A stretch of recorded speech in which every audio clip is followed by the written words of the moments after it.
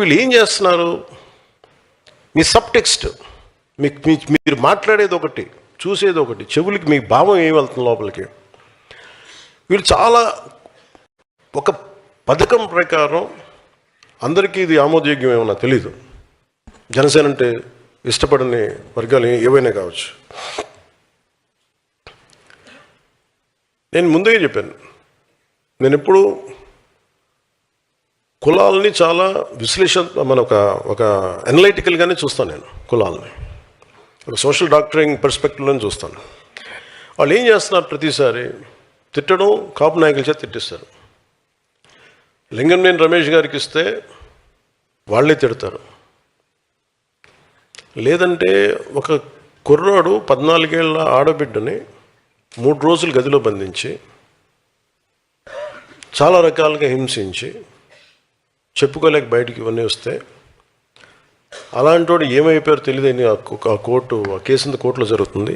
అతనికి వత్తాసుగా వీళ్ళందరూ వెళ్తారు. తల్లి బాధ వేరే, తల్లి బాధ నేను అర్థం చేసుకోగలను. కానీ అతను చేసే వృత్తి ఏదో క్రిమినల్. అతను ప్రొఫెషనల్ క్రిమినల్. అతను ఒక ప్రొఫెషనల్ క్రిమినల్లో ఎలా వెనకేసుకొస్తారు? ఏ బేసిస్లో వెనకేసుకొస్తారు? Just because he's your caste. మీ కులం అయితే సరిపోద్దా? అంటే చిన్నప్పుడు మనం వినేవాళ్ళం కదా, show me your friend, I'll tell you who you are అంటారు ఎవరన్నా. అలాగే ఈ నాయకుని చెప్పండి, అతనేంటో మీరేంటో నేను చెప్తానండి. ఇప్పుడు చూడండి, సోకాల్ లీడర్స్ అందరూ ఎలాంటి వైపు మగ్గుతున్నారు వీళ్ళందరూ. అంటే ఏం మెసేజ్ ఇస్తున్నారు వీళ్ళందరూ? ఉదాహరణకి చాలా కులాలు ఉన్నాయి. ఉదాహరణకి ఫర్ ఎగ్జాంపుల్ కాపు కులాన్ని తీసుకుందాం. ఈ మధ్యన మనకి ఎక్కువ వినిపిస్తుంది కాబట్టి. వీళ్ళు కాపులను ఎలా ప్రొజెక్ట్ చేస్తున్నారు? ప్రతిసారి ఈ 4-5 మంది ఫేసులు కనిపిస్తాయి. మన బూతులు తిట్టేవాళ్ళు, కాపులు బూతులు తిడతారు. ఈ కృష్ణ ఏదో పేరు ఉంది, వీళ్ళు క్రిమినల్, వీళ్ళు ఇది అన్ని నెగిటివ్ న్యూసే చూడండి. సో మీకు ఏమైపోద్ది? కొద్ది రోజుల తర్వాత సబ్లిమినల్గా మీ మనోగతంలో ఏమైపోద్ది? It will become confine to, అది ఈ భావన దేనికి వేస్తే, కాపు అని చెప్పగానే ఇవన్నీ గుర్తొస్తాయి మనకి. We'll form our opinion. అది వీళ్ళ స్ట్రాటజీ. అంటే మీకు భావం ఏం చెప్తారు? ఇది ఒక్క కాపు కులానికి కదా, అందరికీ చెప్తారు.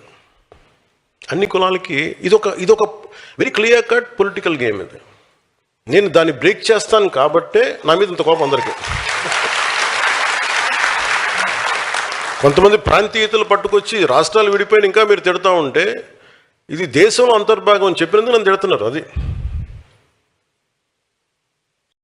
నేను ఎప్పుడు తెలంగాణను వ్యతిరేకించాను. అంటే నేను ప్రతి ఒక్కరు డిఎన్ఏని బయటికి చెప్తా. అందుకని కోపం అందరికీ నా మీద. నాకు అర్థం అవుతూ ఉంటుంది. అంటే ఏ సామాజిక వర్గం అయినా నాయకత్వం వహించాలంటే మిగతా అన్ని సామాజిక వర్గాల విశ్వాసాన్ని పొందాల్సిందే, వేరే దారి లేదు దీనికి. భారతదేశంలో ఏ ఒక్క వర్గం కూడా, ఏ ఒక్క కులం కూడా ఒంటరిగా చరిత్రని మార్చబోదు కూడా. కలిసి నడిచిన వారే చరిత్ర నిర్మించారు. అందరినీ కలుపుకెళ్ళిన వాళ్ళే చరిత్ర నిర్మించారు. సాధికారత అంటే మీరు ఒక కులాన్ని పైకి తీసుకురావడం కాదు, మిగతా కులాలను కూడా వాళ్ళని పైకి తీసుకొస్తూ మీరు వాళ్ళు కూడా అంగీకరించే స్థాయికి మీరు ఎదగడం. ఏ సామాజిక వర్గానికైనా నేను అడిగే ఒకటే ప్రశ్న, మీ నాయకుడి మాటలు మీ కులాల గౌరవాన్ని పెంచుతున్నాయా, మీ సమాజం గౌరవం పెంచుతున్నాయా, లేక మీ సమాజం పైన ఉన్న అభిప్రాయాన్ని దెబ్బతీస్తున్నాయా? ఇది ప్రతి కులం మీరు చూసుకోవాల్సిందే. మీరు ఒక వ్యక్తి చేసిన తప్పు, ఒక కులం చేసిన తప్పు ఎలా అవుద్ది? నేను అందుకే చెప్తాను, నువ్వు నాయకుడిని చూపించి నీ భవిష్యత్తుని ఏంటో నేను చెప్తాను. నువ్వు ఎవరిని నమ్ముతున్నాడు దాన్ని బట్టి నీ భవిష్యత్తు ఉంటుంది. ఇలాగ బూతులు తిట్టేవాడు నమ్మితే 11కి వచ్చారు, 151కి వస్తారు.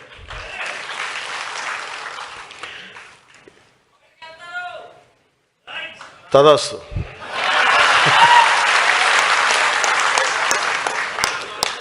నీలో అమోఘమైన తపోశక్తి ఉంది, నువ్వు సాధించుగా.